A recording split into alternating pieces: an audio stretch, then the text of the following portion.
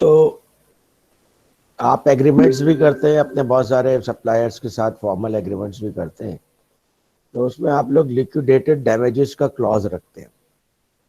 अच्छा, liquidated damages का clause of course आपको रख सकते हैं, क्योंकि आप जब कोई किसी को काम देते हैं, वो काम आपने एग्रीमेंट के मुताबिक किया, उसने नहीं किया, ब्रीच ऑफ कॉन्ट्रैक्ट किया, तो ब्रीच ऑफ कॉन्ट्रैक्ट में जो एग्रीड पार्टी है उसको कंपनसेशन देते हैं इंग्लिश लॉ के मुताबिक। अच्छा, बाज लोग हमारे यहाँ मैंने देखा है कि पाकिस्तान में बहुत जज्बाती होकर के लिक्विडेटेड डैमेजेस इतने रख देते हैं कि वो आदमी मर जाएगा, पे नहीं कर सकेगा, उसका पूरा बिजनेस भी बेच दे तो नहीं पे कर सकेगा। अब वो भी इस शौक में कि भाई ठीक है बिजनेस मिल रहा है, वो ले कल साइन कर देते हैं ऐसे एग्रीमेंट में। तो इसमें दो बातें हैं। देखिए, एक तो बात ये है कि कोर्ट में आप जाएंगे और कहेंगे कि जनाब इसको इतने लिक्विडेटेड डैमेजेस देने चाहिए क्योंकि इसने साइन किया एग्रीमेंट। तो पहली बात तो कोर्ट ये देखेगी कि आप अनड्यू इन्फ्लुएंस की पोजीशन में थे, कि आप बिजनेस दे रहे थे, तो इसलिए आप जो है एग्रीमेंट को असरअंदाज हो सकते थे। और ये चीज आपको प्रूव करना पड़ेगा एज पार्टी कि नहीं, मैं एग्रीमेंट पे असरअंदाज नहीं हुआ है। क्योंकि जो कोई भी एग्रीमेंट के ऊपर अगर कोई किसी तरह से भी नेगेटिवली इम्पैक्ट कर सकता है, तो इनोसेंस प्रूव करना उसकी जिम्मेदारी होती है। अच्छा, तो इसलिए कोर्ट उसको इस बेसिस पे भी सेटिस्फाइड कर सकता है कि जनाब आपने अनड्यू इन्फ्लुएंस यूज किया। दूसरा ये कि लिक्विडेटेड डैमेजेस अगर रियलिस्टिक ना हो और वो उस तरफ चले जाए, पेनल्टी की हद तक चले जाए, तो पेनल्टी को कोर्ट एक्सेप्ट नहीं करता है। पेनल्टी का भी केस खत्म हो जाता है, आपको पेनल्टी नहीं मिलेगी। तो इसलिए लिक्विडेटेड डैमेजेस इतने रखें कि जनाब आप जो है वो उसको शो कर सकें कि जनाब लिक्विडेटेड डैमेजेस ये है। तो ये इसमें आपकी बुक में लिख भी दिया हुआ है, a genuine pre estimate of probable loss and that too direct loss. ठीक है, अगर किसी ने आपको कोई पंप सप्लाई किया है, पंप का कोई पार्ट डैमेज हो गया है, तो that person will rectify that part. Mechanical seal उसका खराब हो गया, उसकी बियरिंग खराब हो गई है, उसकी शाफ्ट टेढ़ी है, उसका एम्पेलर में प्रॉब्लम है, बैलेंस नहीं है, तो वो चीजें ठीक कर देगा। लेकिन आप कहेंगे कि मुझे उसकी वजह से मेरी प्रोडक्शन रुक गई और प्रोडक्शन की वजह से मुझे 100 मिलियन रुपीज का नुकसान हो गया, तो ये पे करें, तो ये पेनल्टी में आता है। अब पेनल्टी को कोर्ट्स जो है वो कंसिडर नहीं करते। तो लिक्विडेटेड डैमेज का क्लॉज के सिलसिले में ये बात कल आप लोग बात कर भी रहे थे, तो तो इसलिए मैंने आपको बता दिया। अच्छा, तो आप जैसे यहाँ पे एक एग्जाम्पल दिए हुए लिक्विडेटेड डैमेजेस में इटैलिक में कि जनाब आपने कॉन्ट्रैक्ट को जो है वो फिक्स टाइम पे which is reasonable time provide करना है, according to the specification provide करना है। तो अगर नहीं किया तो आप जो है वो इतने पैसे पर वीक देंगे, जैसे 10% तक मैक्सिमम देंगे, मैक्सिमम अप टू 10%। तो ये जेन्युइन प्री एस्टिमेट होगा प्री लॉस का। ठीक है, कि इतना आप मुझे नुकसान हो रहा है।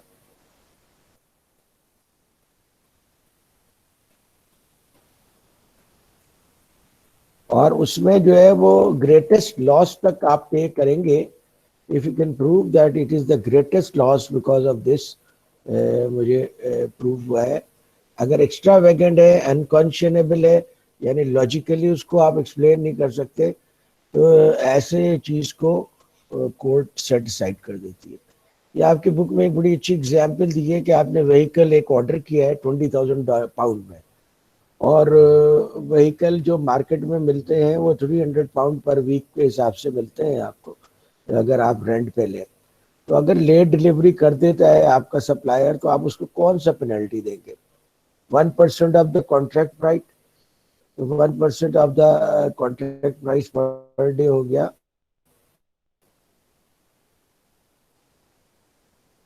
$200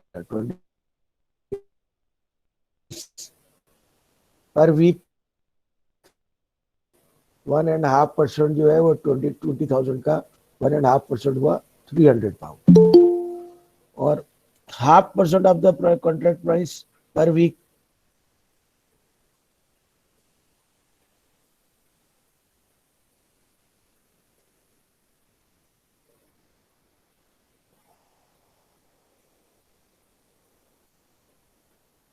तो 0.5% of the contract price per week जो है वो कितना हो गया?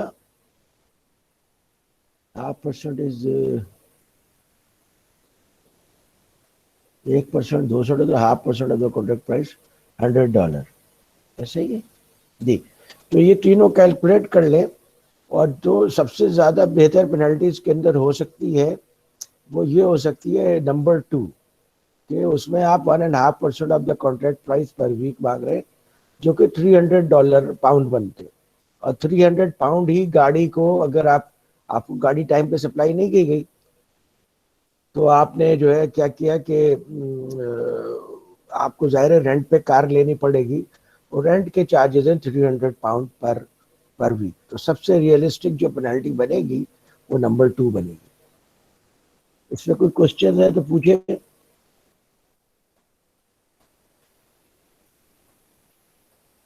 और जो सबसे तीसरा वाला है वो बहुत कम है, $100 है, तो वो भी आप जो है बना सकते हैं लिक्विडेटेड डैमेजेस। तो लिक्विडेटेड डैमेज जो है ना वो पॉसिबल रियलिस्टिक डैमेज के फ्रेमवर्क में होना चाहिए।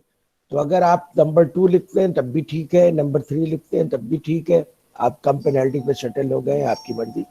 और नंबर 2 बहुत ठीक है, क्योंकि उसको बहुत आसानी से आप प्रूव कर सकते हैं जनाब इतने लिक्विडेटेड डैमेजेस तो मुझे हो रहे हैं गाड़ी नहीं मिलने की वजह से, गाड़ी में रेंट पे ले रहा हूँ और इतने पैसे पे कर रहा हूँ। तो ये होता है लिक्विडेटेड डैमेजेस। और पेनल्टी ये होती है कि वो आप जो है वो कोई ऐसा अनरियलिस्टिक अमाउंट दे दें कि जनाब आपको ये पे करना पड़ेगा, तो वो चीज जो है वो कोर्ट कंसीडर नहीं करता। कोई क्वेश्चन इसके ऊपर?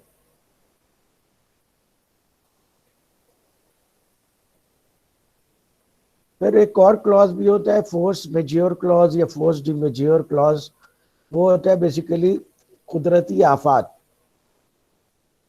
कुदरती आफात की वजह से अगर कोई ऐसी चीज हो जाती है beyond the control of human, कोई चीज ऐसी हो जाती है जैसे बहुत तेज तूफान आ गया, सैलाब आ गया, जलजला आ गया, अर्थक्वेक आ गया, इन सब केसेस में जो सप्लायर है वो आपको सप्लायर नहीं कर सकता। इसलिए फोर्स मेज्योर क्लॉज का होता है आपके कॉन्ट्रैक्ट में, और फोर्स मेज्योर क्लॉज को सब ऑनर करते। और अगर कॉन्ट्रैक्ट सप्लायर ये प्रूव कर दे कोर्ट के अंदर, जनाब I couldn't do the execute the contract because of force majeure, तो कोर्ट उसके उज़र को मान लेती है, कोर्ट एक्सेप्ट कर लेती है कि ठीक है जनाब आप नहीं कर सकते। जैसे मिसाल के तौर पे कराची में किसी आदमी ने एक दूसरे आदमी के साथ कॉन्ट्रैक्ट किया कि मैं आपको 1000 मन राइस प्रोवाइड करूंगा 30 जून को, और इस प्राइस पे प्रोवाइड करूंगा, तो बिल्कुल सही कॉन्ट्रैक्ट है, क्योंकि उसमें म्यूचुअल प्रॉमिस भी है, म्यूचुअल कंसिडरेशन भी है। कंसिडरेशन का मतलब होता है कि दो आदमी जो आपस में प्रॉमिस करते हैं वो एक दूसरे के लिए कंसिडरेशन है। जैसे आप प्रॉमिस करते हैं कि पैसे देंगे, वो सप्लायर के लिए कंसिडरेशन है। सप्लायर आपको प्रॉमिस करता है गुड्स देगा, वो आपके लिए कंसिडरेशन है। तो ये दोनों ने एक्सेप्ट कर लिया है कि एग्री टाइम पे कर लिया है एक्सेप्ट, तो ये कॉन्ट्रैक्ट बन गया, it is enforceable by law. अब क्या हुआ कि 30 जून से कुछ अरसे पहले इतना जबरदस्त किस्म का, खुदा न खास्ता अल्लाह न करे, सिंध में सैलाब आया, ये सारी फसलें तबाह हो गई, और अब अवेलेबल नहीं है इसके पास राइस कि वो आपको सप्लाई कर सके। तो आप उसके ऊपर ना तो पेनल्टी क्लॉज लगा सकते हैं, पेनल्टी तो वैसे भी नहीं लगा सकते, पेनल्टी को कोर्ट एक्सेप्ट नहीं करते, और ना आप उसको कोई कंपनसेशन दे सकते हैं उसके साथ, उसके जरिए कि जनाब लिक्विडेटेड डैमेजेस दें आप। वजह इसकी ये है कि कुछ फैक्टर्स ऐसे पैदा हो गए which was not in control of the contract, as a result of which contractor was not able to provide you price. तो कोर्ट ऐसे कॉन्ट्रैक्ट को जो है वो वाइड कर देगा। फोर्स मेजोर का क्लॉज इंश्योरेंस में भी होता है, और फोर्स मेजोर में इंश्योरेंस पे नहीं करते इंश्योरेंस कंपनीज, ये सब चीजें हो। तो जी जनाब पूछे सोहेल साहब। सर इसमें with the approval of the company authority हम टाइम एक्सटेंशन भी तो ले लेते हैं ना सर, क्योंकि जो काम जो है हमारा डिले हो गया है किसी वजह से, तो पेनल्टी इम्पोज नहीं करते हम, उसके लिए एक्सटेंशन ले लेते हैं। जी एक्सटेंशन ले सकते हैं बिल्कुल। अगर आप देखिए, एग्रीमेंट तो इसलिए बनाया जाता है कि इन केस आप दोनों के दरमियान कोई कॉन्फ्लिक्ट पैदा होता है तो उसको रिजॉल्व करने के लिए वो एक डॉक्यूमेंट है। उसके अंदर कंसिडरेशन क्लियर है, उसके अंदर डेट्स क्लियर है, तो इन चीज़ों से आप वो कर लेते, क्वालिटी क्लियर है काफ़ी हद तक। तो तो लेकिन बाद में जो है ना म्यूचुअल रिलेशनशिप्स चलते हैं, वो आप एक्सटेंड कर रहे हैं तो गुड, कर दीजिए आप, बहुत अच्छी बात है, कर सकते हैं, करते हैं। आप अपने माइक बंद कर दीजिए सोहेल साहब।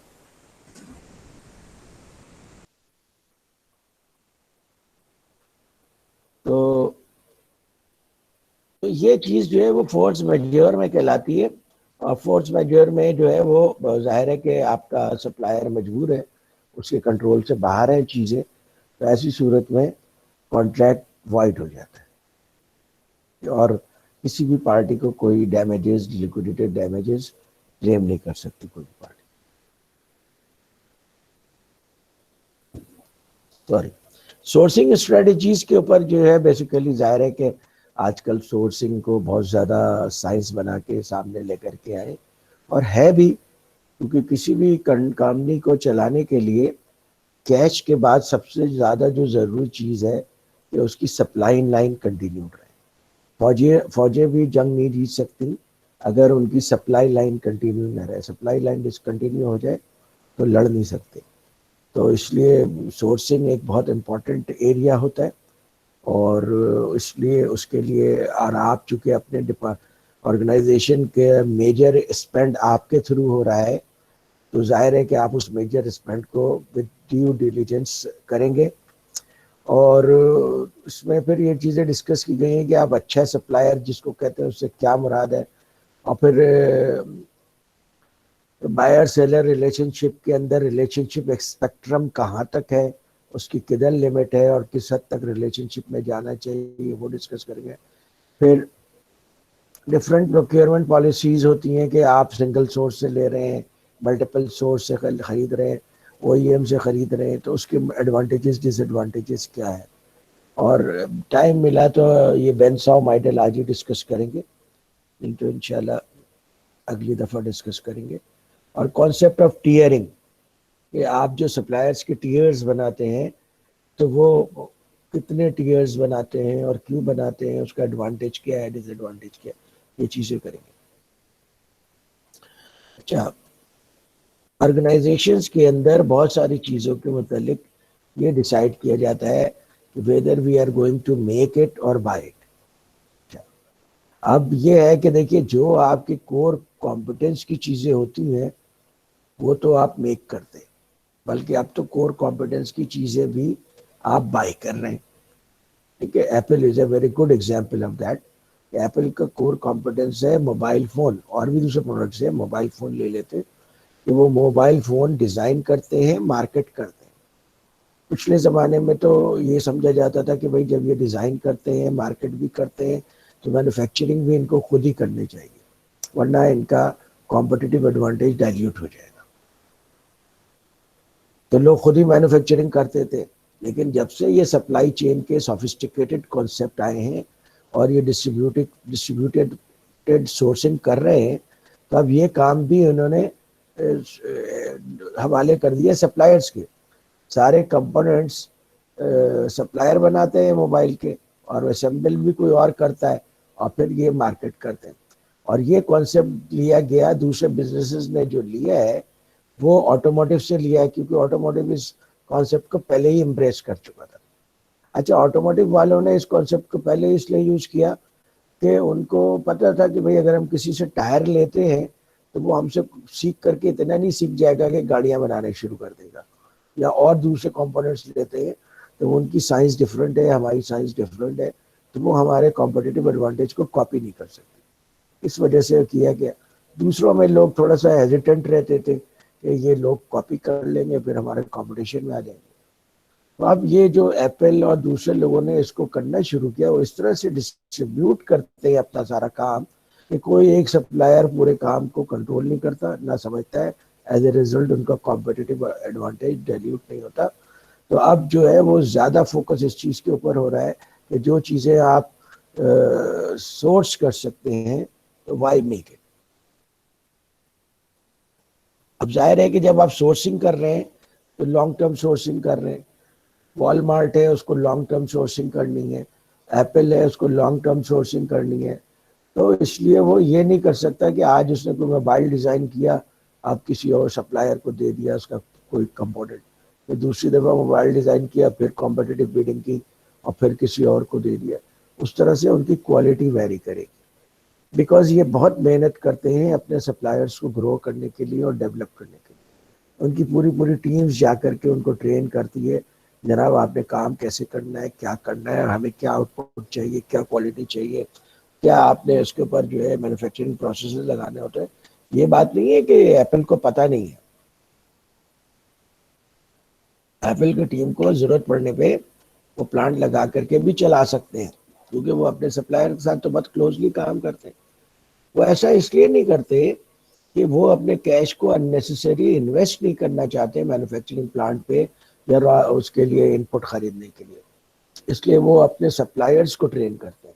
आपको पहले पहले भी मैंने मिसाल दी थी कि एप्पल जो है वो अब कार लेकर के आ रहा है, ड्राइवरलेस और इलेक्ट्रिकल कार। तो वो एप्पल के लिए कोई मसला है कि कोई प्लांट खरीद ले? एप्पल के पास $200 बिलियन से ज्यादा कैश पड़ा हुआ है जो उसने इधर उधर इन्वेस्ट किया। $3-4 बिलियन तो एप्पल के लिए कोई बात नहीं है। वो अपना प्लांट लगा सकते थे अमेरिका में, लेकिन उन्होंने कोरियन मैन्युफैक्चरर इसको किया को दिया है, किया को नहीं, डाइवू को दिया है शायद। और उनका पूरा प्लांट अपग्रेड कर रहे हैं, रोबोटिक्स लगा रहे हैं उसके ऊपर, और उनके साथ लॉन्ग टर्म पार्टनरशिप।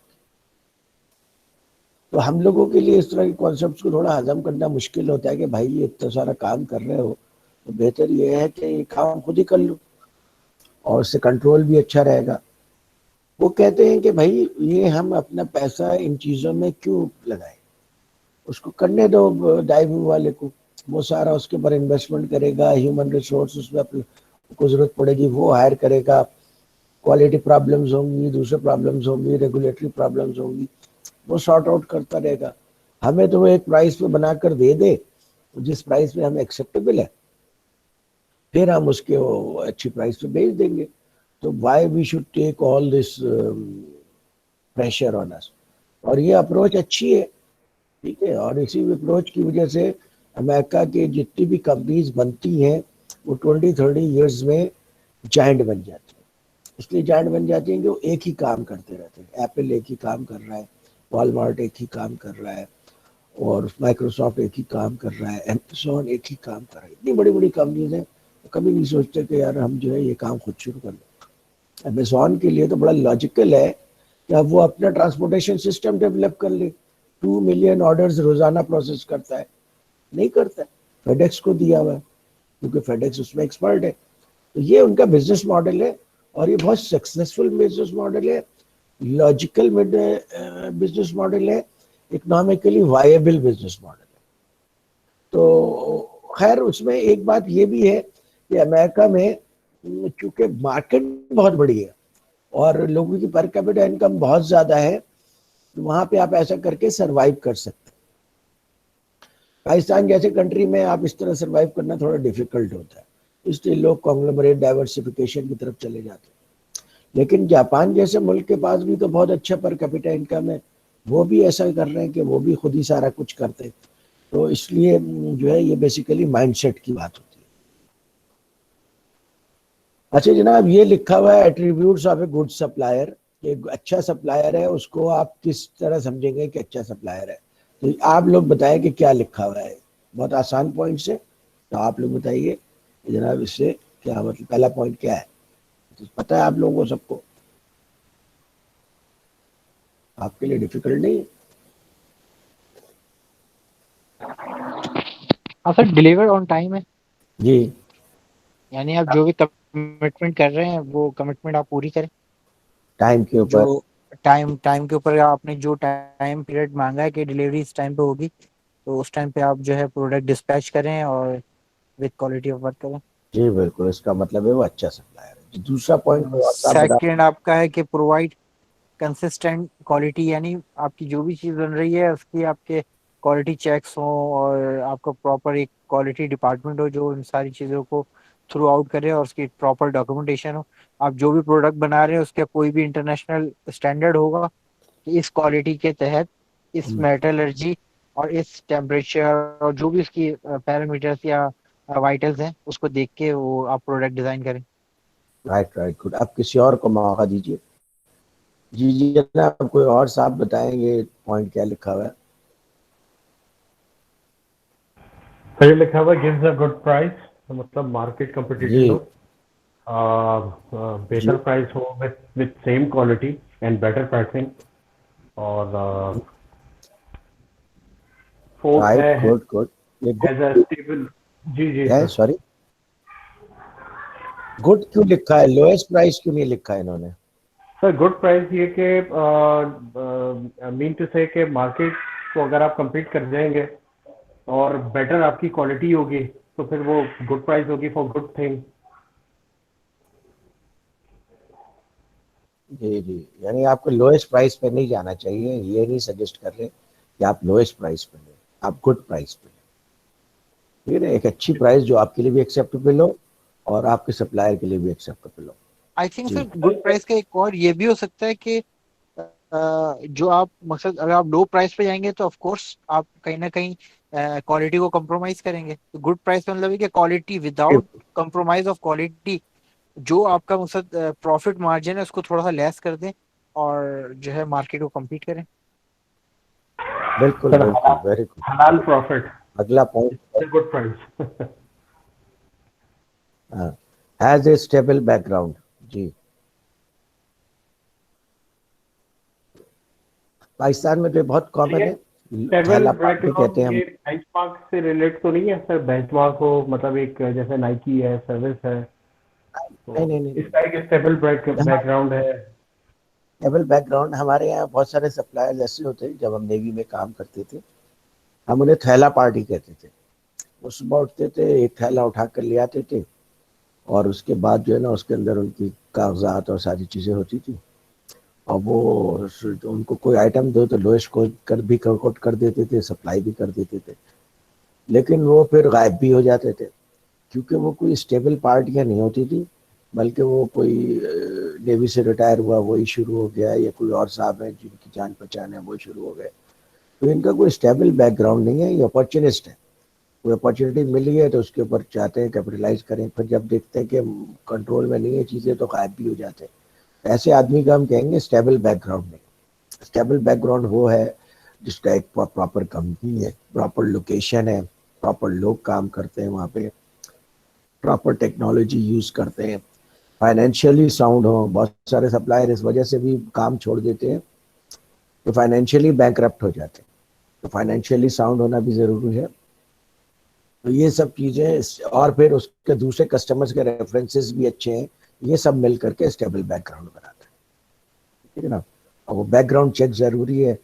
तो वो इस जैसे आपको कोई हायर करती है कंपनी तो आपका बैकग्राउंड चेक करती है, इसी तरीके से जब आप किसी सप्लायर को हायर करें तो आप बैकग्राउंड चेक करें। ठीक है, तो उसका स्टेबल बैकग्राउंड है नहीं। जी जनाब सोहेल साहब।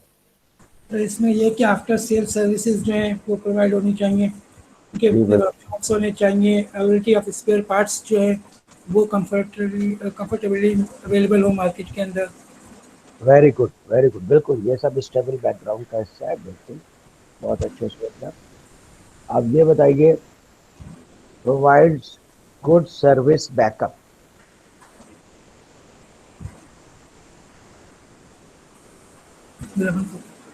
सोहेल साहब आप बंद कर दीजिए माइक अगर बोल नहीं रहे आप तो। जी, प्रोवाइड्स गुड सर्विस बैकअप मतलब ये कि अगर आपके साथ वो काम कर रहा है, कुछ आपको सप्लाईज कर रहा है कंटिन्यूटी के साथ, और अगर किसी टाइम पे नहीं कर सके तो उसके पास कोई ऐसा बैकअप प्लान होना चाहिए कि आपकी नीड पूरी हो जाए। दूसरा ये कि आपको प्रोडक्ट सप्लाई कर रहा है, साथ में सर्विसेज भी दे रहा हो। आपको अगर फर्ज कीजिए कि वो इम्पेलर प्रोवाइड कर रहा है, तो इम्पेलर इंस्टॉलेशन की सर्विस भी उसके पास होनी चाहिए, इम्पेलर बैलेंसिंग की सर्विसेज भी उसके पास होनी चाहिए। तो फिर वो ज़्यादा बेहतर सप्लायर है, क्योंकि जाहिर है कि इम्पेलर थोड़ा सा कॉस्टली होता है। तो अगर वो आपको बैकअप सर्विस के साथ दे रहा है तो उसकी वैल्यू बढ़ गई है। फिर रिस्पॉन्सिव होना चाहिए। रिस्पॉन्सिव का क्या मतलब है भाई? तो जब कॉल करें या कोई सर्विस वगैरह या कोई पार्ट हो तो उसके अगेंस्ट उसका रिप्लाई आ जाए, भागना ना पड़े पीछे उसके। सप्लाई चेन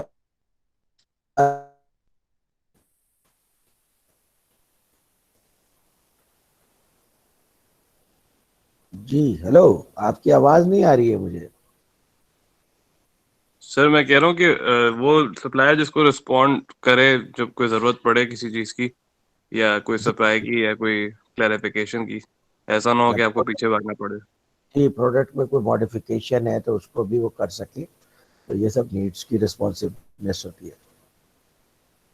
और वैसे ये है कि आपका सप्लायर जो है वो आप ज़्यादातर ढूंढ रहे होते हैं, एफिशिएंट सप्लायर ढूंढ रहे होते हैं, लोएस्ट कॉस्ट पे आपको प्रोडक्ट प्रोवाइड कर देते, और चाहते ये हैं कि वो रिस्पॉन्सिव हो।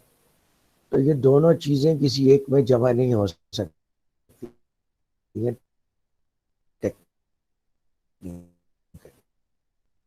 टेक्नीशियन इसी वजह से है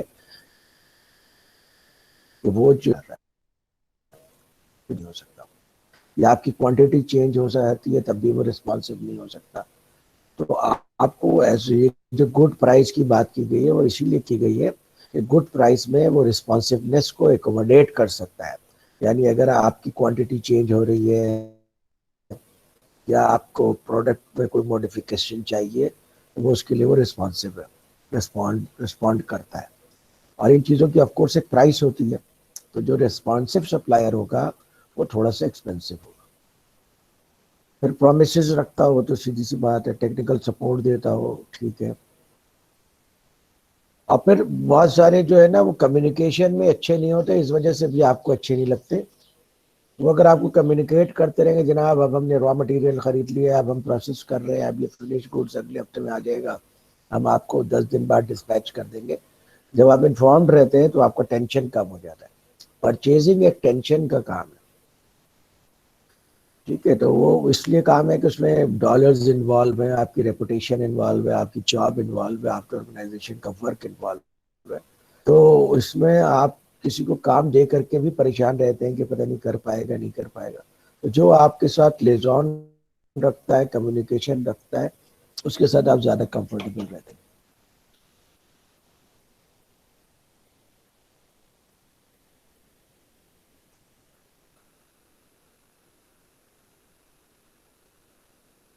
अच्छा, ये डिफरेंट टाइप्स है। जैसे ऑफिस स्टेशनरी है, कंज्यूमेबल है, मैकेनिकल सील है, लुब्रिकेंट है,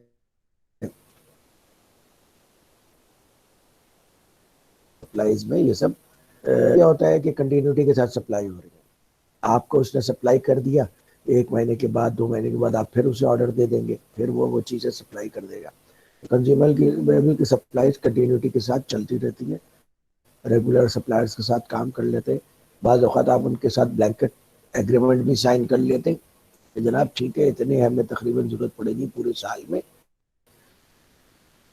तो जैसे हम ऑर्डर करें या ऑन एवरेज हर मंथ इतना आप सप्लाई करते रहे, इस तरह भी कर सकते हैं। कंज्यूमेबल सप्लाईज चूँकि रेगुलर आइटम्स होते हैं, इसलिए वो उसकी आपको काफ़ी एक्सपीरियंस होता है as purchase manager, procurement manager. फिर production materials and components. Production के लिए आपको गाड़ी की प्रोडक्शन के लिए बम्पर चाहिए, कलर चाहिए, स्टील चाहिए, एसी चाहिए, ये सब आपका प्रोडक्शन मटेरियल है। फिर उसके लिए आपको नेल्स चाहिए और दूसरे कंपोनेंट्स चाहिए, ये सब उसके कंपोनेंट्स हैं। प्रोडक्शन में रेगुलरली आपको मटेरियल चाहिए और कंपोनेंट्स चाहिए, और वो आपके जो की सप्लायर्स हैं वो आपको प्रोवाइड कर रहे होते हैं। मुख्तलिफ सप्लायर मुख्तलिफ मटेरियल सप्लाई कर रहे होते हैं। फिर एक बहुत इंपॉर्टेंट परचेज होती है जो कि आप कभी कभी करते हैं, very often, you don't do that very often, that is capital purchase. Capital purchase से मुराद ये है कि कोई कभी आपने जो है वो कोई जनरेटर खरीद लिया, बॉयलर खरीद लिया, ये चीजें कैपिटल परचेज में आती है। हो सकता है कि आप जो प्रोडक्शन मटेरियल खरीद रहे हो उसकी मंथली, और इस कैपिटल परचेज का जो है वो टोटल अमाउंट कम हो, लेकिन कैपिटल परचेज उन आइटम्स की परचेज को कहते हैं जो आपको 1 साल से ज्यादा सर्विस दे। ये इसकी डेफिनेशन है फाइनेंस में। जैसे बॉयलर आपको 1 साल से ज्यादा सर्विस देगा, पंप आपको 1 साल से ज्यादा सर्विस देगा। तो जब ये सारी परचेजेस आप करते हैं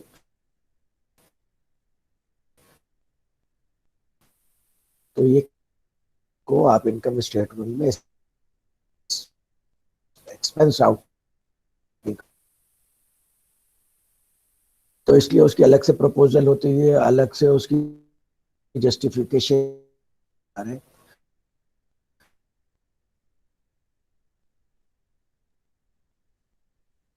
जस्टिफिकेशन नहीं देते। तो कैपिटल परचेजेस में चूंकि आप इतने फ्रीक्वेंट नहीं होते, कभी एक आइटम खरीद लिया, फिर 6 महीने साल के बाद कोई दूसरा आइटम खरीदा, इसलिए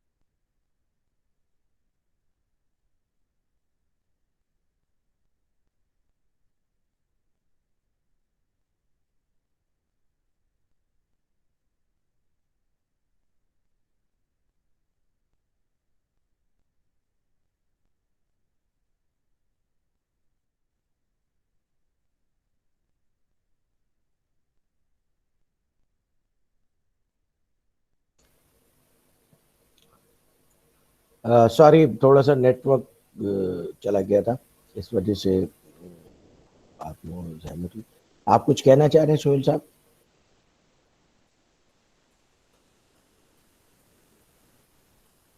ओके, तो capital G G please. Capital purchase के अंदर सर, जैसे हम स्नॉर्कल पे जा रहे हैं या फायर ब्रिगेड के किसी आइटम्स पे जा रहे हैं, तो उसके साथ फिर हम ऑपरेशन एंड मेंटेनेंस भी ले लेते हैं सर, ताकि फिर वो कुछ पीरियड के लिए, 2 साल के लिए, 3 साल के लिए, वो उसे ऑपरेट भी करें और मेंटेन भी करें। ये बहुत अच्छी अप्रोच है ये। उससे ये होता है कि आपको वो जो टोटल कॉस्ट ऑफ ओनरशिप जो होती है आपकी, वो कैलकुलेट कर लेते हैं आप, जी सर। और उसकी बेसिस पे आरओआई कैलकुलेट करते हैं। वरना आप एक दफ़ा सस्ता पंप खरीद करके फिर उसकी महंगी मेंटेनेंस में रोते रहते हैं, उससे बच जाते हैं। जी बिल्कुल सही है, गुड। तो ये कैपिटल परचेजेज है। कहने का मकसद ये कि देखिए, ये तमाम परचेजेज एक दूसरे से डिफरेंट है और उनकी अपनी डायनेमिक्स है। कैपिटल परचेजेज में हो सकता है आप सिर्फ 2 या 3 ही मैन्युफैक्चरर से काम कर रहे हो, दुनिया में 2 ही 3 मैन्युफैक्चरर हो, या रेपुटेबल 2 ही 3 ही मैन्युफैक्चरर हो जिनका पाकिस्तान में एजेंट भी हो, वो सर्विसेज भी देते हो, तो आप उनसे ही कैपिटल परचेजेस करते हैं। तो डिफरेंट चीज़ें होती हैं जो कि आपको उसको करते हैं। फिर पाकिस्तान में एक बहुत बड़ी मार्केट है कैपिटल परचेजेस में, सेकंड हैंड की मार्केट। पाकिस्तान में अक्सर लोग जो है चाइना जाते हैं, यूरोप जाते हैं, अमेरिका जाते हैं, वहाँ का कोई प्लांट शट डाउन हो गया है तो वो पूरा प्लांट ही खरीद के ले आते हैं, या फिर कंपोनेंट्स कैपिटल आइटम्स खरीद के लिए आते हैं वहाँ से। जैसे बाइको का पहला प्लांट जो लगा था वो सारा का सारा जो है अमेरिका के एक शहर से रिफाइनरी थी, वो चली नहीं थी लोगों के एनवायरमेंटलिस्ट के प्रेशर की वजह से। वो सारे आइटम्स वहाँ से खोल करके इधर लेकर के आए थे। वो भी कैपिटल परचेजेस है, लेकिन वो सेकेंड हैंड आइटम्स है। अच्छा, इंटेलेक्चुअल प्रॉपर्टी बाज़ वक़्त खरीदते हैं। अभी तक हमने जितनी चीज़ें डिस्कस की हैं वो सब फिजिकल हैं, उनको आप टच कर सकते हैं, उनको देख सकते हैं, उनको आप फीचर्स बता सकते हैं। लेकिन इंटेलेक्चुअल प्रॉपर्टी जो होती है वो ऐसी चीज़ें होती हैं जो कि फिजिकल नेचर की नहीं होती है। और इंटेलेक्चुअल प्रॉपर्टी का बहुत सारा बड़ा स्कोप है। जब आप किसी कंपनी को एक्वायर करते हैं और अगर उसके एसेट माइनस लायबिलिटी फर्ज कीजिए कि 10 मिलियन है और 15 मिलियन में आप उसे परचेज करते हैं, तो बैलेंस शीट में ये आता है कि जनाब आप कैसे उस 5 मिलियन को लिखेंगे जो कि आपने एक्स्ट्रा पे किए। क्योंकि बैलेंस शीट में तो एसेट्स का हिसाब होता है, लायबिलिटीज का हिसाब होता है, ओनर्स इक्विटी होती है। तो वो जो 5 मिलियन होते हैं वो आप उसको गुडविल में ले जाते हैं कि आपने उस कंपनी की गुडविल परचेज किया, तो ये कंपनी ज़्यादा बेहतर प्रॉफिट करती है, that's why they have sold their assets at a higher price. तो इन चीज़ों की गुडविल होती है। अब कैपिटल आइटम जो है उसको आप डेप्रिशिएट करते हैं। कैपिटल आइटम चूंकि आपको 1 साल से ज़्यादा सर्विस देती है, तो हर साल जितनी सर्विस देती है उतना अमाउंट आप डेप्रिशिएट करते हैं। मेथड्स होते हैं। अच्छा, और इंटेलेक्चुअल प्रॉपर्टी को आप अमर्टाइज करते हैं कि ये कोई फिजिकल चीज़ तो है नहीं, तो इसलिए उसके लिए डेप्रिसिएशन का लफ्ज़ यूज़ करना मुनासिब नहीं है, तो इसलिए उसके अंदर आप अमर्टाइजेशन करते हैं।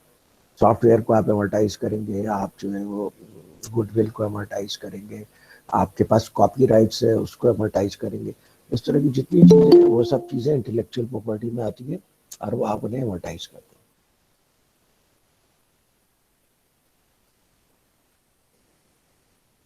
फिर उसके बाद आप कुछ वर्क्स होते हैं जो आप सब कॉन्ट्रैक्ट कर देते हैं। सिविल वर्क्स होता है, इंस्टॉलेशन वर्क होता है, वो सब कॉन्ट्रैक्ट कर देते हैं। या आपके पास कोई काम आया है, आप बड़े सप्लायर हैं, आप बड़े कॉन्ट्रैक्टर हैं, आपने उनमें से कोई काम सब कॉन्ट्रैक्ट कर दिया।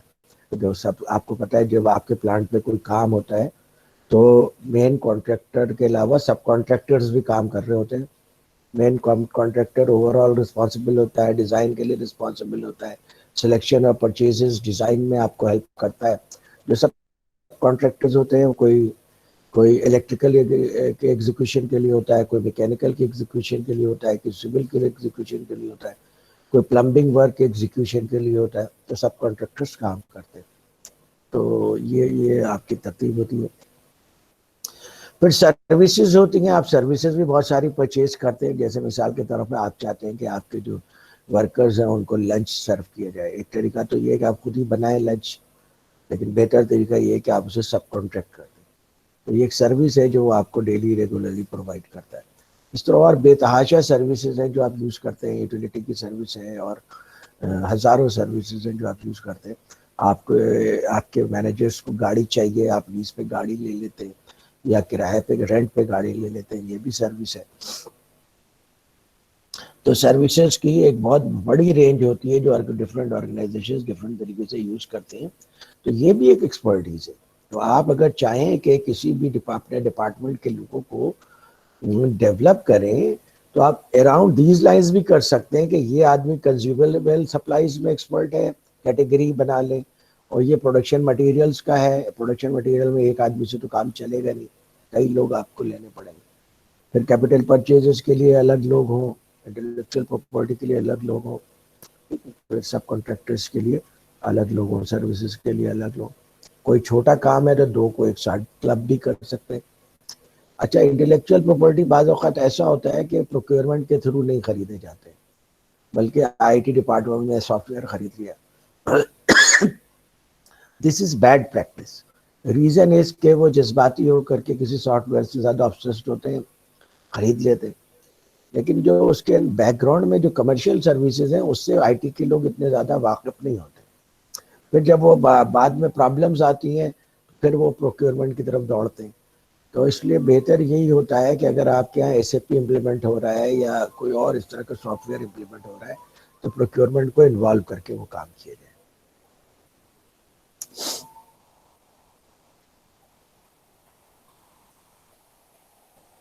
सोर्सिंग डिसीजंस में इन्होंने बताया कि जनाब बाइंग ऑर्गेनाइजेशंस क्या डिसाइड करती है, तो किस सप्लायर से आप कोई product either that supplier will make और सप्लाई, और उसके अंदर आपके पास जो है वो तरीका होता है, इंडस्ट्रियल डायरेक्टरी होती है। आजकल तो जब से ये एग्जीबिशंस होने शुरू हुए हैं पाकिस्तान में भी, आइडियाज़ और दूसरे, तो अब आपको बहुत सारी इंडस्ट्रीज़ की गाइड वहाँ से मिल जाती है। मिसाल के तौर पर पेट्रोलियम इंडस्ट्री की एग्जीबिशन हुई, पेट्रोलियम इंडस्ट्री की आपको गाइड मिल गई, वो उसमें लोकल सप्लायर्स भी होते हैं, इंटरनेशनल सप्लायर्स भी होते हैं। तो अब ये काफ़ी ऑर्गेनाइज वे में आप सर्च कर सकते हैं। और फिर अब तो इंटरनेट आ गया है, तो इंटरनेट में आप सर्च कर सकते हैं। लेकिन इंटरनेट में ये है कि बिल्कुल ब्लाइंडली सर्च करते हैं किसी कंपनी के बारे में, तो कंपनी की वेबसाइट बहुत अच्छी हो सकती है और उसके पीछे बैकग्राउंड सर्विस कैसी है, that you need to check.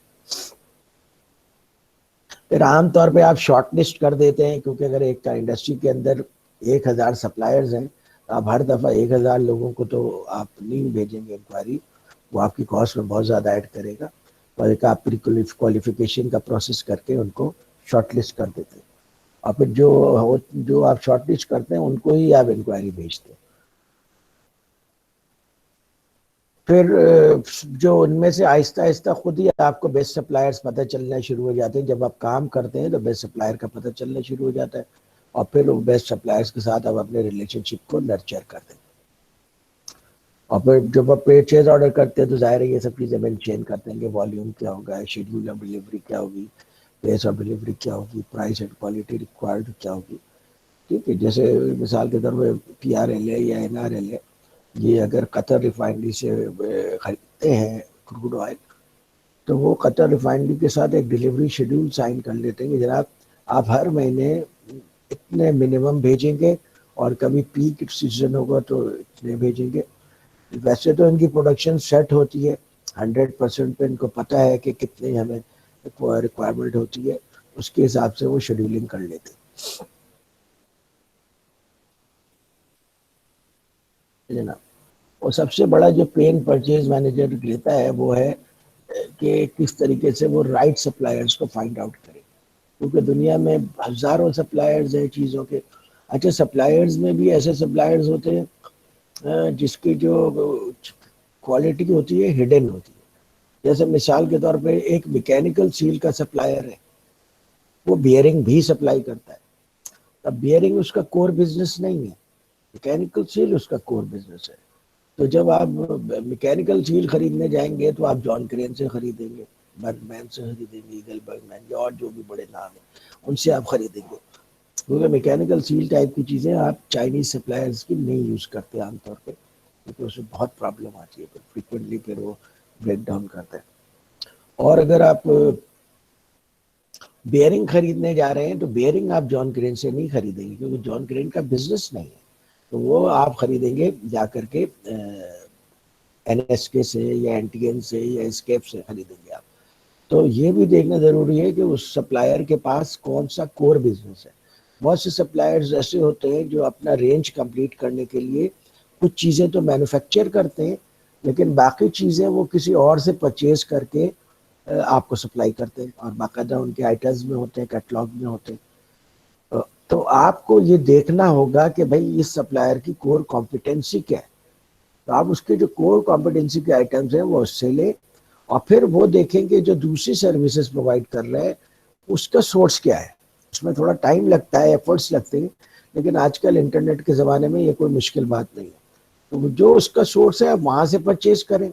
एक तो ये कि वो आपको वो उससे कांटेक्ट हो जाएगा जो एक्चुअली ये काम करता है, और फिर उस एक्सपर्टीज से आपका हो जाएगा। फिर दरमियान में जो मिडिल मैन अपना कट रख रहा है, और अमेरिकन तो बहुत बड़ा कट रखते हैं बीच में, तो वो फिर आपका बच जाएगा। तो आपको लोअर प्राइस के ऊपर, लोअर क्वालिटी, लोअर प्राइस के ऊपर अच्छी चीज़ मिल जाएगी, डायरेक्ट सोर्स से मिल जाएगी। तो बहुत सारे जो प्रोक्योरमेंट मैनेजर होते हैं ना, जो अपने काम में जान मारते हैं, वो फिर सोर्स ढूंढते हैं। और सोर्स ढूंढने का तरीका क्या है, आप इंटरनेट पे जा सकते हैं, आप जो है वो इंडस्ट्री कैटलॉग यूज़ कर सकते हैं, आप एग्जीबिशंस में जाइए, पूरी दुनिया में बड़ी बड़ी एग्जीबिशंस लगती हैं। अगर ऑर्गेनाइजेशन आपके ऊपर 2 लाख रुपए खर्च कर देती है एग्जीबिशन में, और आप उस एग्जीबिशन से एक भी आप सही सप्लायर लेकर आ जाते हैं, सोर्स, जिस जो सोर्स है, एक्चुअल सोर्स है, तो आपके तो टिकट तो कोई वैल्यू नहीं रखता जितने आप सेविंग कर देंगे। तो राइट सप्लायर्स जो है एक कंटिन्यूस सर्च है जिसके लिए यू ऑलवेज स्ट्राइव।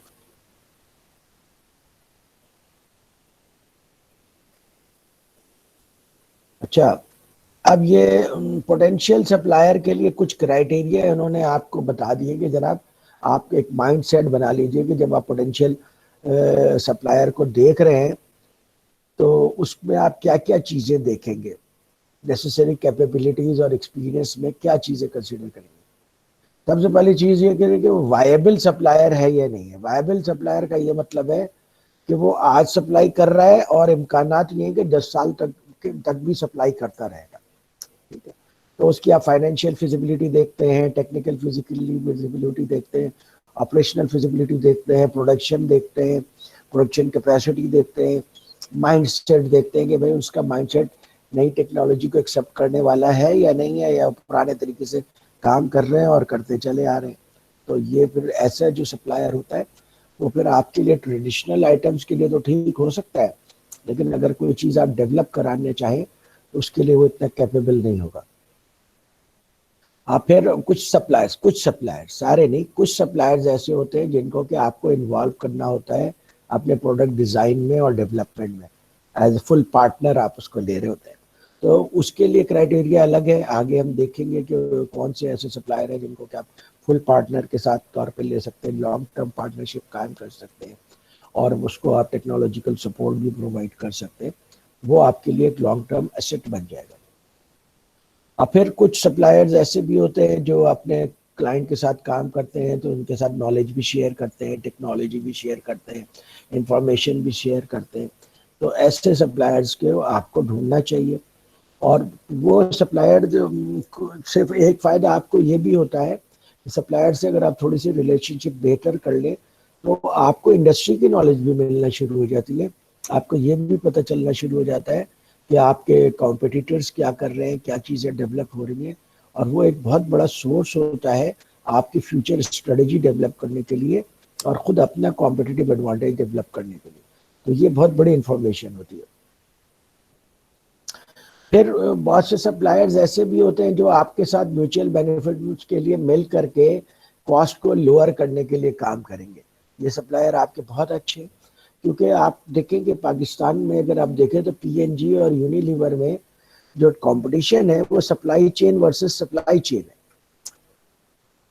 अब यूनिलीवर जो है आपको इतना अच्छा सोप बना के दे रहा है 50-60 रुपीज़ का, और वो जाहिर है कि आपको पता है इनपुट कॉस्ट बढ़ रही है और बहुत सारी चीज़ें वो इंपोर्ट करते हैं, फिर भी वो अपनी प्राइस इतने ज़्यादा नहीं बढ़ाते। उसकी वजह ये कि उनको पता है कि they are into competitive market. अगर वो प्राइस थोड़ी ज़्यादा बढ़ाएंगे, 80 रुपीज़ का सोप कर देंगे, तो लोग कहेंगे यार 40 रुपीज़ का लोकल सोप ले लो, 50 रुपीज़ वाले ले लो, इतना डिफरेंस पे करने की क्या ज़रूरत है। वो बहुत ज़्यादा डिफरेंस क्रिएट कर नहीं सकते। फिर इनके लिए क्या है, कैसे वो अपनी प्रॉफिटेबिलिटी मेंटेन करते हैं। एक तो वो अपनी प्रोडक्शन में एफिशिएंसी लाते हैं, दूसरे फिर वो अपने सप्लायर के साथ मिल करके काम करते हैं कि किस तरीके से हम क्वालिटी पे कंप्रोमाइज़ किए बगैर कॉस्ट को रिड्यूस कर सकते हैं। और आप डिफरेंट प्रोडक्ट्स में गौर किया करें तो आप देखेंगे कि उसमें आपको नज़र आएगा कि जनाब इसके ऊपर कॉस्ट को रिड्यूस करने के लिए अच्छी खासी मेहनत की जा रही है, मुसलसल करते चले जा रहे हैं। फिर वो आपको प्रोटोटाइप्स बना के देता है वॉल्यूम प्रोडक्शन से पहले, तो ये भी एक वो है, अच्छी बात है कि आपको पता चलेगा भाई ये चीज़ करेगा। फिर कॉस्ट स्ट्रक्चर टारगेट्स के जनाब कॉस्ट को किस तरह से एड्रेस करना है और उसको किस तरह से हम कॉस्ट को नीचे ला सकते हैं। जापानीज ने जो कॉम्पिटिटिव एडवांटेज अचीव किया था against America in 60s and 70s, वो सिर्फ उसकी एक कई सारी वजूहत थी, क्वालिटी और कमिटमेंट, सारी चीज़ें। I respect for that to that nation. लेकिन वो असल क्या करते थे कि किसी भी चीज़ आइटम को पिक करते थे, मेजर आइटम को, कि इस आइटम की पूरी दुनिया में डिमांड है, उसकी करते थे रिवर्स कॉस्टिंग। क्या मतलब, जैसे अमेरिका जो है वो $100 में बना रहा है, तो वो पहले ये डिसाइड करते थे कि हम इसे मार्केट में $40 में लेकर के, अब $40 में कैसे लेकर के आएंगे, उसके लिए वो रिवर्स कॉस्टिंग करते थे कि $40 में हमारा $5 मार्जिन होगा, अब हमारे पास कॉस्ट के लिए $35 रह गए, $35 में $5 हम लेबर को पे करेंगे, $5 हमारा कैपिटल इक्विपमेंट की डेप्रिसिएशन में जाएगा, ये $10 हो गए। तो आप कितने बच गए? 20 या $25 बच गए। तो अब उसके अंदर ऐसे कंपोनेंट्स लेकर के आने हैं जो कि इस प्राइस पे वो प्रोडक्ट बन गया। तो आपने देखा कि वो स्टील की घड़ियां बनती थी, जैपनीज प्लास्टिक की घड़ियां बना के ले आए। जो पहले जो है वो टेक्नोलॉजी क्या थी, एनालॉग टेक्नोलॉजी थी, ये क्वार्ट्ज टेक्नोलॉजी ले आए घड़ियों में, तो बहुत सस्ती कर दी उन्होंने। इस तरह और कंज्यूमेबल गुड्स में उन्होंने इस तरह का काम किया। तो कॉस्टिंग को वर्कआउट करने की जरूरत होती है। ये एक्सक्यूज ऑर्गेनाइजेशंस का कॉम्पिटिटिव एडवांटेज खत्म कर देता है कि जनाब हम क्या करें, दुनिया में तो चीजों की प्राइस बढ़ती जा रही है, तो हम कहाँ से सस्ता ला के दें। कुछ चीजों में ये बात ट्रू है, जैसे मिसाल के तौर पे आप अगर क्रूड ऑयल खरीदते हैं तो क्रूड ऑयल में तो जो इंटरनेशनल मार्केट प्राइस है उसी पे जाएंगे आप। लेकिन अगर आपने किसी बड़े प्लेयर के साथ लॉन्ग टर्म एग्रीमेंट किया हुआ है, उनसे ये एग्रीमेंट किया हुआ है कि जनाब मार्केट की जो भी प्राइस होगी उससे 10% कम पे आप हमें देंगे क्योंकि हम आपके वॉल्यूम को सिक्योर कर रहे हैं, ये सब चीजें पॉसिबल होती हैं। हमारे यहाँ तो उल्टा करते हैं, लॉन्ग टर्म सप्लाईज भी लेते हैं और प्राइस भी ज्यादा कर देते हैं। तो ये कॉस्ट स्ट्रक्चर पे काम करना आजकल प्रोक्योरमेंट वालों का बहुत बड़ा चैलेंज है, क्योंकि ज्यादातर आइटम्स ऐसे हैं जो कि कॉम्पिटिटिव मार्केट में सेल हो रहे हैं, और इंटरनेशनल होने की वजह से अब तो चूंकि लोग इंटरनेशनली सेल कर सकते हैं, जब से इंटरनेट आया है, सप्लाई चेन एफिशिएंट हुए, तो कंपटीशन और ज्यादा बढ़ गया। फिर उनसे आप कहें कि जनाब आप जो है पुल बेसिस पे हमारे साथ काम ना करें, पुश बेसिस पे काम ना करें, बल्कि पुल बेसिस पे काम करें। पुश क्या होता है कि सप्लायर ने एक चीज मैन्युफैक्चर कर ली, अब उसके इन्वेंट्री में रखी हुई है, वो क्या करे, वो अपने कस्टमर से कहता है भाई मैं आपको ये चीजें दे रहा हूँ, डिस्काउंट ऑफर है, 20% डिस्काउंट पे आप ले लीजिए, वो वैलिड है सिर्फ 15 अप्रैल तक। आप कहते हैं अच्छा मौका है, चलो भाई खरीद लो। लेकिन अब ये इस चीज़ों की रैशनैलिटी को चैलेंज किया जा रहा है, क्योंकि जब आप उसे खरीद कर रख लेते हैं अपने स्टोर में, तो आपकी बहुत सारी कॉस्ट हैं जो उसके ऊपर लगना शुरू हो जाती है। वेयर हाउसिंग कॉस्ट है, आपके मजदूरों की कॉस्ट है, ऑब्सोलेसेंस कॉस्ट है, ये सारी कॉस्ट आपको फिर आपका एक बहुत बड़ा कैश फ्लो फंस जाता है वहाँ पे। तो आपको आगे के लिए वर्किंग कैपिटल में प्रॉब्लम होती है जब आप मैन्युफैक्चरिंग कर रहे हो कंपनी है तो इसलिए जो है वो ये इस वजह से होता था कि मैन्युफैक्चर जो है वो आइटम्स बना बना कर स्टोर करे जा रहा है, तो क्या करे, तो इस तरह से कर ले। अच्छा, फिर बहुत सारे जो है ना वो मैन्युफैक्चरर ने ये किया कि दरमियान में डिस्ट्रीब्यूटर्स को डाल दिया, डायरेक्ट सप्लाई करने की बजाय डिस्ट्रीब्यूटर्स आ गए। अब डिस्ट्रीब्यूटर्स का तो हर साल का उनके साथ काम है, तो उनको जब डीप डिस्काउंट मिलता है तो वो उनसे परचेज कर लेते हैं, रखे रहते हैं कि अगले साल जब प्राइसेस इंक्रीज करेगी कंपनी तो हमें फायदा हो जाएगा।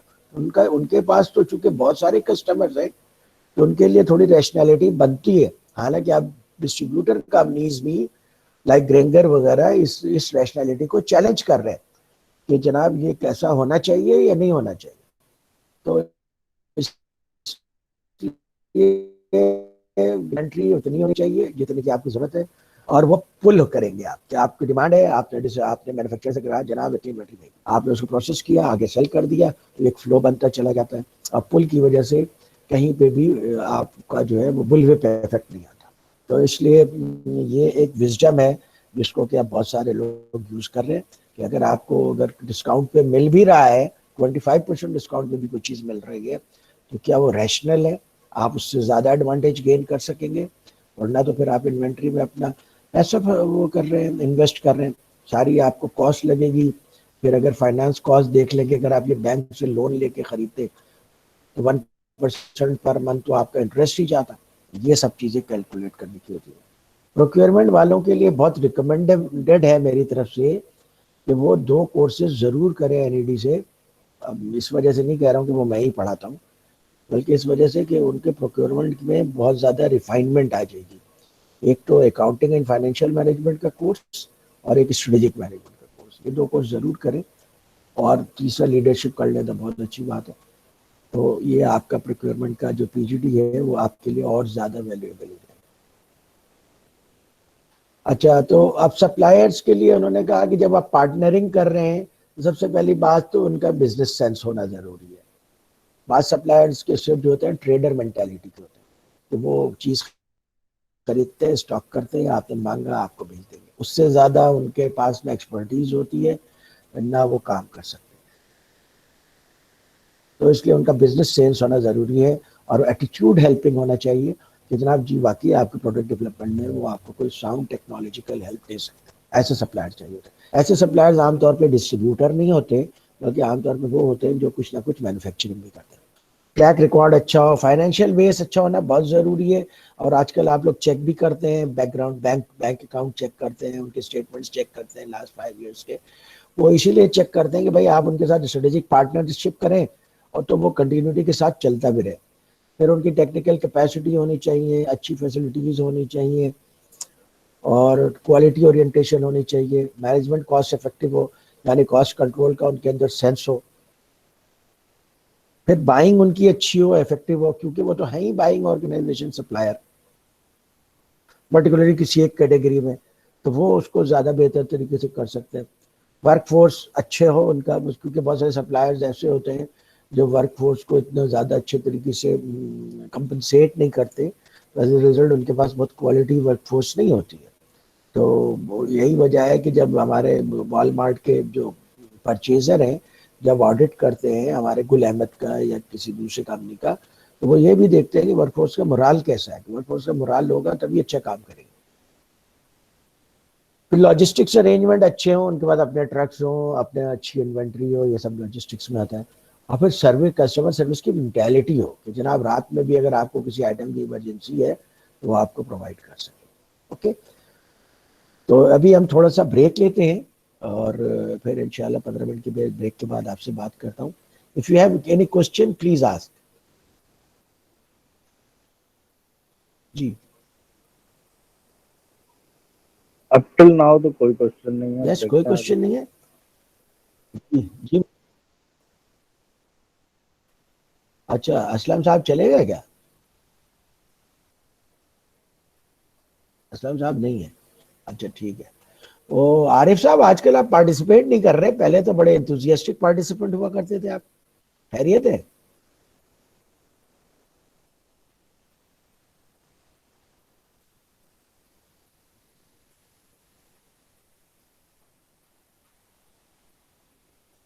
चले ठीक है, 15 मिनट्स के ब्रेक लेते हैं, 15 मिनट्स के बाद ज्वाइन करते हैं। Okay okay, sir, thank you, okay. Thank you.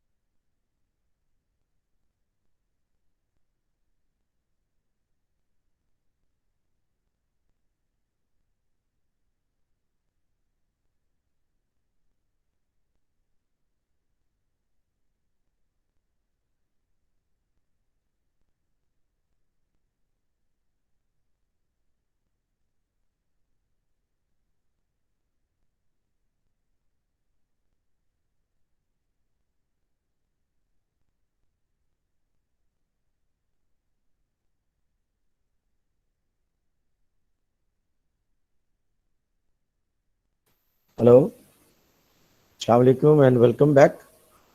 और अपने साथियों को मुत्तला कर दीजिए कि जनाब क्लास शुरू हो चुकी है, प्लीज़ ज्वाइन।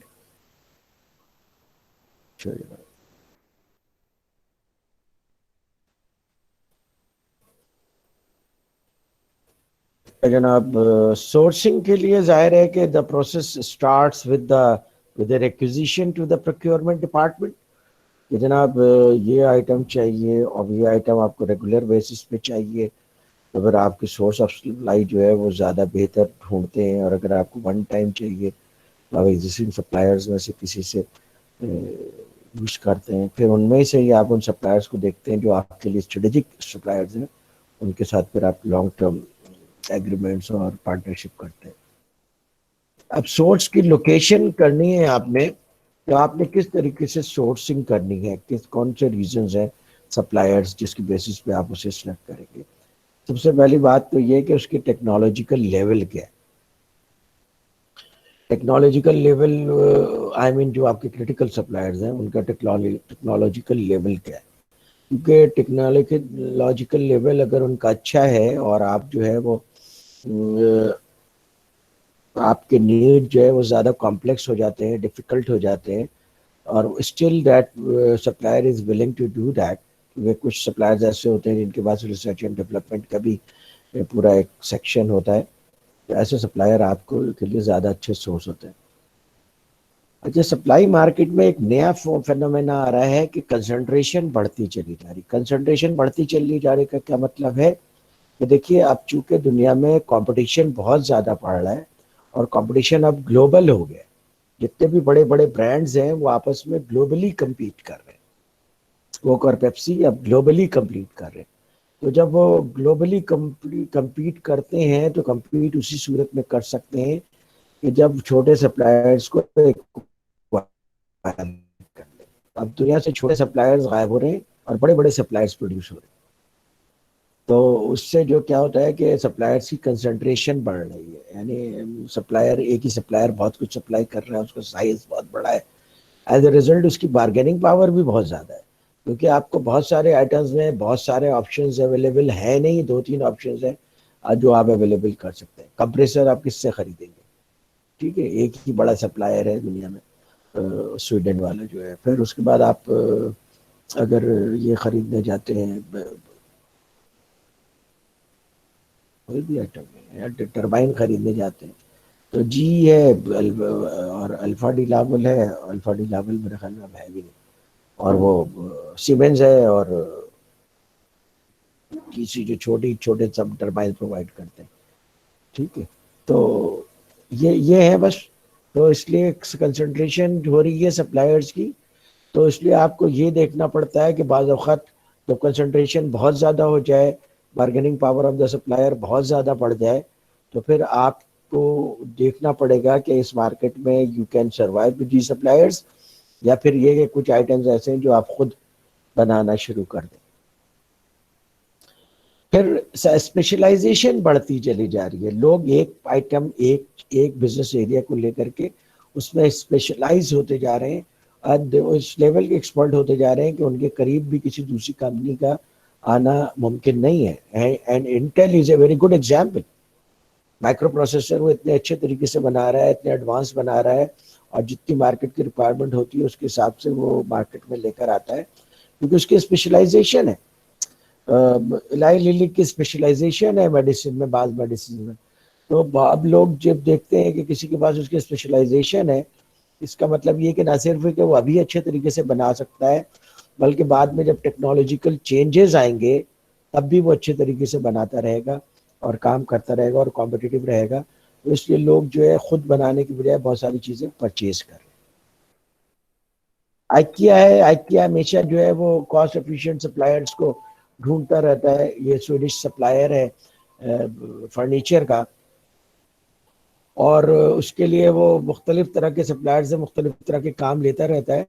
मिसाल के तौर पे वो अपने जो सीट कवर्स हैं कुर्सियों के, वो एक ऐसी कंपनी से बनवाता है जो बेसिकली शर्ट मैन्युफैक्चर है, लेकिन वो काम लेना चाहते हैं, काम करना चाहते हैं और अच्छी प्राइस पे कर सकते हैं, तो उसने शर्ट मैन्युफैक्चरर को सीट कवर का काम दे दिया। तो इस तरह से भी इनोवेशन हो रही है, एक्सपीरियंसेस हो रहे हैं। अच्छा, अब आप जो है वो पोटेंशियल सप्लायर्स की क्या क्या इंफॉर्मेशन लेंगे? सबसे पहले तो ये कि उसकी मार्केट रेपुटेशन क्या है, प्रोफेशनल अरेना में उसको किस तरीके से देखा जाता है। फिर आप उसकी ज़ाहिर डिटेल्ड इन्वेस्टिगेशन करेंगे अपने रिक्वायरमेंट के हिसाब से, दैट इज कॉल्ड अप्रेजल।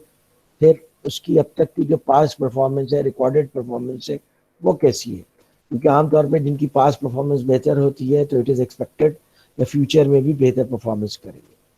फिर वो किसके किसके अप्रूव लिस्ट में है, बहुत सारी, जैसे मिनिस्ट्री ऑफ डिफेंस की अप्रूव लिस्ट में अगर है कोई, इसका मतलब ये है कि वो बहुत अच्छा सप्लायर है, वो क्रिटिकल सप्लायर है, टेक्नोलॉजी भी उसकी अच्छी होगी। तो ये सब रेफरेंसेस से पता चलता है कि वो कितना अच्छा सप्लायर है।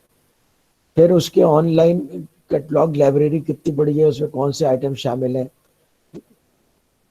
और फिर उसके बाद ऑनलाइन जर्नल, आप पब्लिकेशंस भी देख सकते हैं, उससे भी पता चल जाता है बहुत सारे सप्लायर के बारे में, क्योंकि हर तरह के बिजनेसेस के जो है ना अपनी अपनी पब्लिकेशंस होती है, तो उसमें आप उसे ढूंढ सकते हैं।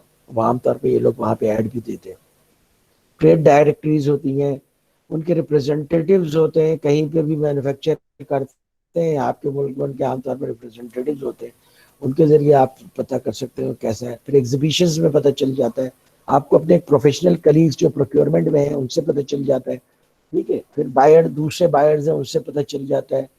जो एजेंट्स हैं वो बता देते हैं कि जनाब ये वाला सर जो मैन्युफैक्चरर है उसकी इच्छा है। फिर इस तरह की ऑर्गेनाइजेशन जो ट्रेड को प्रमोट करते हैं, जैसे आइडियाज़ है, तो वो फिर ये ऑर्गेनाइजेशंस भी आपको बहुत सारी इंफॉर्मेशन दे देती है।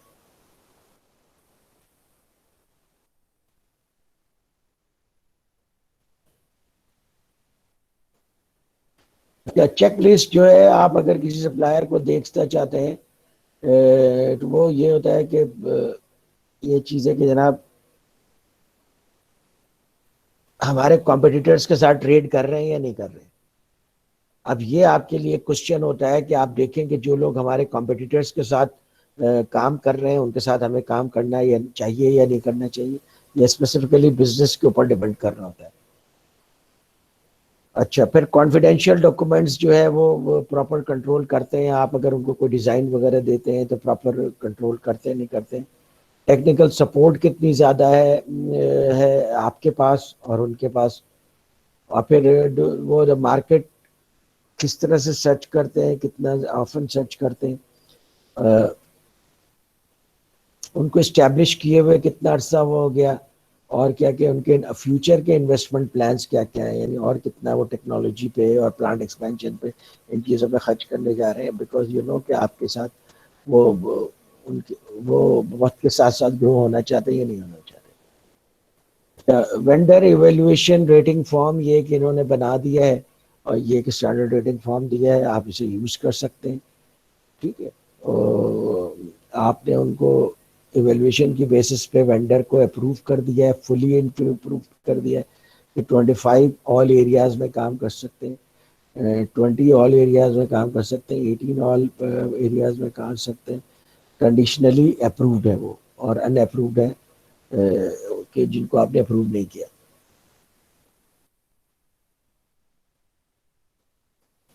तो वो जो जिनका स्कोर 25 आया है उनको आपने ऑल एरियाज के लिए अप्रूव कर दिया है, और जिनका स्कोर 18 से कम आया है उसको आपने किसी एरिया के लिए अप्रूव नहीं किया। तो ये एक फॉर्म है जिसके ऊपर आप वेंडर्स की वैल्यूएशन कर सकते हैं, दिस इज यूजफुल। फिर उसके बाद आप ये भी कर सकते हैं कि आप उनकी कैपेसिटी को इवेल्युएट कर सकते हैं, उनकी टूलिंग कैपेसिटी कितनी है, design, manufacturer, maintenance, storage, tooling control.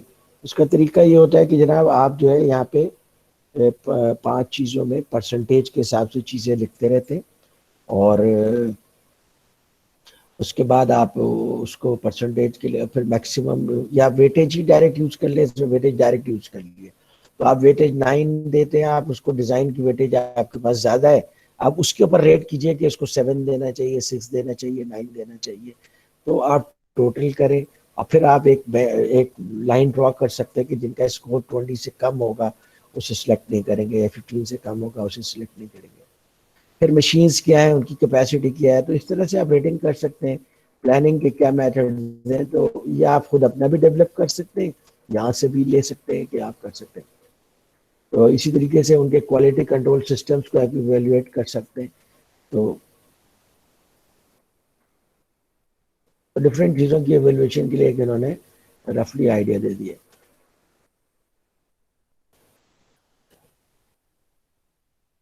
Supplier appraisal में सबसे ज़्यादा जो मॉडल यूज होता है वो कार्टर्स मॉडल यूज होता है, उसको 10C मॉडल भी कहते हैं, क्योंकि हर चीज़ इसमें C से शुरू हो रही है, इसलिए इसको 10C मॉडल कहते हैं। सबसे पहली चीज़ तो ये कि उनकी कॉम्पिटेंसी क्या है, आप जिस प्रोडक्ट एरिया में देख रहे हैं वो कितने कॉम्पिटेंट है, मार्केट में नंबर 1 है, 2 है, 3 है, तो ये सब चीज़ें उनकी कॉम्पिटेंसी बताती है। फिर दूसरी चीज़ आप देखते हैं उनकी कैपेसिटी क्या है, क्या वो इतनी कैपेसिटी है कि आपकी एनुअल रिक्वायरमेंट को पूरा कर सके और दूसरे कस्टमर्स को भी कुछ कर सके, और किसी वजह से अगर आपकी रिक्वायरमेंट बढ़ जाती है तो क्या उनके पास स्पेयर कैपेसिटी भी है। फिर तीसरी बात ये कि वो काम वो खुद करता है या ज़्यादातर वो सब कॉन्ट्रैक्ट कर देता है। और तो अगर बहुत ज़्यादातर वो सब कॉन्ट्रैक्ट कर देता है तो कुछ केसेस में आपको सब कॉन्ट्रैक्ट से डायरेक्ट कर लेते हैं, वो ज़्यादा बेहतर होता है। लेकिन उसके अंदर एक इश्यू ये होता है कि उस सब कॉन्ट्रैक्ट की क्वालिटी बहरहाल आपका कॉन्ट्रैक्टर ही चेक कर रहा है, उसको मैनेज करने की भी स्पेशलाइजेशन उसके पास है। तो हो सकता है जब आप उसके साथ डायरेक्ट काम करें तो आपको उस तरह से आउटपुट ना दे जिस तरह से आप चाह रहे थे। तो इसलिए ये देखना पड़ता है, ज़रूरी नहीं है कि अगर कोई आदमी अपना सारा काम सब कॉन्ट्रैक्ट कर रहा हो तो इसका मतलब है आप सब कॉन्ट्रैक्टर से वो काम करा लें। एप्पल भी अपना सारा काम सब कॉन्ट्रैक्ट करता है, बट इट डजंट मीन कि आप जो है वो मोबाइल बना सकेंगे सब कॉन्ट्रैक्टर से कॉन्ट्रैक्ट करके। लीड टाइम्स क्या है उनके। फिर कंसिस्टेंसी, कंसिस्टेंसी क्या है कि जनाब ये OTIF कहलाता, ऑन टाइम, क्या कहलाता है, ऑन टाइम कुछ है, अभी भूल गया मैं। तो कंसिस्टेंसी ये है कि जनाब आज अच्छी को एक क्वालिटी प्रोवाइड कर रहे हैं। देखिए क्वालिटी जो है ना वो $5 के पेन में भी क्वालिटी होती है, और $1,00,000 का पेन अगर क्रॉस का है तो उसकी भी क्वालिटी होती है। $5 की पेन भी क्वालिटी एक खास तरह की होती है, उसमें अगर कंसिस्टेंसी है तो हम कहेंगे ये क्वालिटी प्रोडक्ट है, यानी जो आपकी मेजरमेंट्स हैं उसके मुताबिक पूरा उतर रहा है, इट्स क्वालिटी। तो आपको ये देखना पड़ेगा कि जो वो सप्लाई कर रहा है उसकी सप्लाईज में कंसिस्टेंसी है या नहीं। कभी तो अच्छा सप्लाई कर देता है, कभी अच्छा सप्लाई नहीं करता, कभी टाइम पे सप्लाई कर देता है, कभी टाइम पे सप्लाई नहीं करता, तो ये फिर इनकंसिस्टेंट हो गया। फिर उसका प्रोसेस के ऊपर कंट्रोल कितना है, अगर प्रोसेस के ऊपर कंट्रोल है तो वो आपकी डिफरेंट चेंजेस, अगर क्वांटिटी होती है या रिक्वायरमेंट्स कंट्रोल होते हैं या डिज़ाइन चेंज होता है, तो क्या वो कंटिन्यू कर सकता है। फिर कंटिजेंसी की सूरत में क्या उसके पास एडिक्वेट प्लान है, जैसे मिसाल के तौर पे कराची में कर्फ्यू लग गया, उसका प्लांट बंद हो गया, तो अब क्या वो आपको सप्लाई नहीं कर सकता, कर सकता है, उसके पास लाहौर में भी प्लांट है, तो ये उसकी एक रिस्क को डाइवर्सिफाई किया हुआ है। तो ये कंसिस्टेंसी चेक करना ज़रूरी होता है, और एक्चुअल परफॉर्मेंस को आप ज़रूर मेजर करें अगेंस्ट द आपका जो मेजरमेंट का प्रोसेस है, ताकि आप उसको करेक्ट कर सकें। फिर प्राइस में क्या है, प्राइस में अब जो देखा जाता है वो basically total cost of ownership देखा जाता है, प्राइस में उसकी परफॉर्मेंस कैसी है, और ये कि जनाब उसका ओवरहेड रिकवरी रेट क्या है। ओवरहेड रिकवरी रेट कहते हैं, देखिए जब किसी प्रोडक्ट को मैन्युफैक्चर करते हैं ना तो उसके अंदर 3 कॉस्ट इंक्लूड करते हैं, रॉ मटेरियल, डायरेक्ट लेबर और फैक्ट्री ओवरहेड। तो फैक्ट्री ओवरहेड में बाकी सारे कॉस्ट दिए जाते हैं जो कि डायरेक्टली कैलकुलेट नहीं हो सकते, फिर उनको आइटम्स में डिस्ट्रीब्यूट कर दिया जाता है। और किसी भी कंपोनेंट के कॉस्ट में बाज़ औक़ात ओवरहेड रेट का कॉस्ट सबसे ज़्यादा होती है। तो अगर वो ओवरहेड कॉस्ट को एक लार्जर नंबर ऑफ यूनिट्स में डिस्ट्रीब्यूट कर सकता है तो पर यूनिट कॉस्ट कम हो जाती है। तो ये देखना पड़ेगा कि उसका ओवरहेड रिकवरी रेट क्या है। अच्छा, फिर आप लोगों ने इलेक्ट्रॉनिक ऑक्शंस में कभी पार्टिसिपेट किया है? ये तो इसमें तो होता होगा कमोडिटी में जो लोग क्रूड ऑयल खरीदते हैं पता नहीं national refinery, Pakistan refinery e auction में जाते हैं या नहीं जाते। डिफरेंट काइंड्स के ऑक्शंस भी होते रहते हैं, खासतौर पे कमोडिटी मार्केट में तो ऑक्शंस ही होते हैं, और ये परचेजर जो है वो अपॉर्चुनिटी की तलाश में रहते हैं, तो ऑक्शन में कब उनको अच्छी प्राइस मिले and they can purchase at that time. फिर कमिटमेंट टू क्वालिटी, आजकल आपको पता है कि क्वालिटी बहुत ज़्यादा है, स्टैटिस्टिकल प्रोसेस कंट्रोल, ये क्या कहलाता है, failure mode evaluation and analysis कहलाता है मेरे ख्याल है। अच्छा, सिक्स सिग्मा यूज़ कर रहे हैं, TQM, PPM ये सब यूज़ कर रहे हैं, तो ये सारा चीज़ें डिपेंड कर रही होती है कि क्वालिटी को वो किस तरह से ले रहे हैं। फिर CSR, आजकल CSR का ज़माना है, लोग चाहते हैं कि जनाब आप इन्वायरमेंटल फ्रेंडली प्रोडक्ट यूज़ करें, अपने एम्प्लॉयज़ को अच्छे तरीके से ट्रीट करें, और जो है वो प्रॉफिट एक रीजनेबल प्रॉफिट ले। तो ये सारी चीज़ें जो है, हेल्थ एंड सेफ्टी की पॉलिसी क्या है, सेफ्टी अवार्ड्स क्या है, सेफ्टी के कौन कौन से अवार्ड्स लिए हुए हैं, आजकल सेफ्टी के बहुत सारे अवार्ड्स मिलते हैं, उससे भी पता चलता है। सस्टेनेबिलिटी पॉलिसी क्या है उनकी, डाइवर्सिटी और इक्वलिटी पॉलिसीज क्या है। डाइवर्सिटी का मतलब ये होता है कि तमाम लोगों को वो हायर करते हैं, ठीक है, हर तरह के लोगों को हायर करते हैं, दैट इज डाइवर्सिटी। खवातीन को भी हायर करते हैं, मर्दों को भी हायर करते हैं, हर मजहब के लोगों को हायर करते हैं, हर बैकग्राउंड हर कल्चर के लोगों को हायर करते हैं। और डाइवर्सिटी, अल्लाह ताला ने दुनिया डाइवर्स बनाई है, तो एक मैसेज है कि भाई आप भी अपने काम में डाइवर्सिटी रखें। और पाकिस्तान में इसमें बहुत ज़्यादा गलत प्रैक्टिसेस हैं, बहुत सारे लोग जो है वो किसी एक पर्टिकुलर इससे ताल्लुक़ रखते हैं तो उसे उन्हीं लोगों को रखते हैं, एक मजहबी बैकग्राउंड है या कल्चरल बैकग्राउंड है, तो ये दिस इज़ नॉट गुड। आप देखेंगे, आप अमेरिका में जाते हैं, यूरोप में जाते हैं, तो आपको तो वो ज्यूज भी रखते हैं अपने पास, क्रिश्चियंस भी अपने पास रखते हैं। तो हम अगर अपने मुल्क में इतना ज़्यादा सीवियर किस्म का जो है डिस्क्रिमिनेशन करते हैं, दिस कम्स अंडर डिस्क्रिमिनेशन, ठीक है, और डिस्क्रिमिनेशन हराम है। तो डिस्क्रिमिनेशन करते हैं हम लोगों को, इस बेसिस पर सिलेक्ट करते हैं कि जनाब वो शिया है, सुन्नी है, क्या है नहीं है, तो ये चीज़ सही नहीं है। तो CSR पॉलिसी होनी चाहिए कि ऑल इंक्लूसिव, ख़ास तौर पे किसी भी कंट्री के अंदर जो माइनॉरिटीज़ होते हैं वो बेचारे ज़्यादा शिकार हो जाते हैं मेजॉरिटी के हाथों। आप देखिए कि पाकिस्तान में कितनी कंपनीज हैं जिसके चीफ एग्जीक्यूटिव क्रिश्चियन है, कितनी कंपनीज हैं जिनके चीफ एग्जीक्यूटिव हिंदू हैं, या इस तरह से और दूसरी चीज़ों में आप देख लीजिए। तो ये चीज़ गलत है, और इसके ऊपर बहुत रिसर्च हो चुकी है, मैनेजमेंट में पूरा डाइवर्सिटी पढ़ाया जाता है कि इसका फ़ायदा क्या है, कि भाई जब आपके पास हर तरह के लोग होंगे, हर तरह के बैकग्राउंड के लोग होंगे, तो डिफरेंट तरीके से आपके बिजनेस को वो सोच रहे होंगे and they will add value to your business. फिर कोड ऑफ एथिक्स है बाकायदा, chartered institute of procurement and supply chain UK का, तो आप वो देख सकते हैं। फिर कल्चर बहुत बड़ी चीज़ है कि उनका कल्चर कैसा, ओपन कल्चर है, उनके दरमियान जो गुड वर्किंग रिलेशनशिप आप बना सकते हैं, और फिर क्या क्या कहते हैं वो डाइवर्सिफाइड कल्चर है, फिर वर्क एथिक्स अच्छे हैं, तो ये सब चीज़ें कल्चर में शामिल होती है। वो कल्चर आप देखेंगे ऑर्गेनाइजेशन का कल्चर कैसा। फिर कैश फाइनेंसेस कैसे हैं, क्या लॉन्ग टर्म में बिजनेस चला सकते हैं, नहीं चला सकते। फिर इंफॉर्मेशन एंड कम्युनिकेशन टेक्नोलॉजी पे कितना खर्च किया है। जाहिर है आप हर बिजनेस से तो एक्सपेक्ट नहीं कर सकते कि वो ERP इम्प्लीमेंट कर दे या SAP इम्प्लीमेंट कर दे, उस बिजनेस के लिहाज से वो कितना ज़्यादा अप्रोप्रिएटली बिजनेस के अंदर ICT उन्होंने स्पेंड किया। तो ये 10 C's कहलाते हैं, और उसमें आप लोगों को मुख्तलिफ लेवल दे सकते हैं, 3 level, high, satisfactory, not reliable, और उसके मुताबिक आप उनकी रेटिंग भी कर सकते हैं। ओके जनाब, तो आज के लिए इतना काफ़ी है। आप लोगों की तरफ से कोई रिस्पॉन्स नहीं आ रहा है, which is a bit depressing for me. खत्म।